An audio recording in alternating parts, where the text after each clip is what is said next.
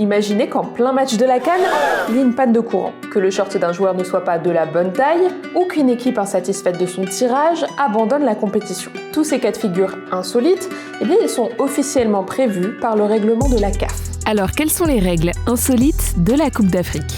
À la CAN, l'équipement des joueurs est réglementé et scruté. Au chapitre 29 du règlement, intitulé « Couleur des maillots et culottes », le texte prévoit que chaque fédération communiquera à la CAF, un mois avant le début du tournoi final, les couleurs principales et les couleurs de réserve de ses équipements, en conformité avec les règlements de l'équipement de la CAF. Cela prend en compte la couleur, la forme, les logos, ou même la taille des vêtements ou la longueur des chaussettes. Si un arbitre juge un habillement non conforme, il peut exiger qu'il soit modifié et retiré à tout moment du match. Autre cas de figure. Imaginez qu'avec les intempéries, il y ait une panne de courant dans le stade de nuit. La CAF a prévu cette éventualité dans son règlement. L'arbitre a l'obligation d'interrompre le match et un délai est accordé pour rétablir l'éclairage, 45 minutes en général. Dans la phase finale, chez le pays hôte, le match a la possibilité d'être simplement ajourné. Et les hymnes que vous entendez au début des rencontres, vous pensiez que c'était la CAF qui les avait compilés ?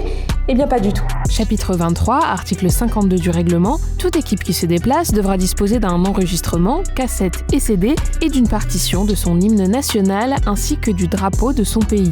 Et ces drapeaux des pays sélectionnés pour la phase finale, ils doivent être envoyés à l'association organisatrice de la CAN 2 mois avant le début du tournoi. En pratique, si une équipe n'a pas transmis ces éléments dans les délais, la CAF peut sanctionner la fédération concernée ou empêcher la tenue des cérémonies protocolaires. Enfin, à la CAN, refuser de jouer peut coûter très cher. Les sanctions sont claires. Pendant la compétition, le forfait est sanctionné par une amende pouvant atteindre les 300 000 $ et la suspension de l'équipe pour 2 éditions de la CAN.